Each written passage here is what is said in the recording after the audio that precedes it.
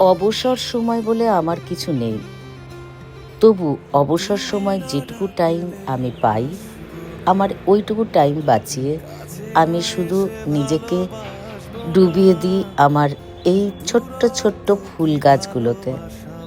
Cherry শুদ্ধ আমাকে বলে যে, সারাদিন তো বাম্মা তুমি গাছ গাছ গাছ নিয়ে থাকো, কিন্তু এই গাছটাই যে আমার জীবনের কতটা পাওনা এবং মন খুশি রাখার জায়গা, এটা বলে বোঝানো যায় না।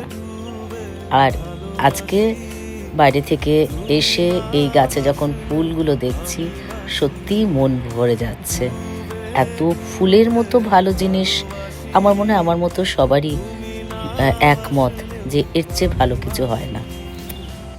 আমার ছোট্ট বাগান, ছাদ বাগান আর আমার বাড়ির সামনের বাগান।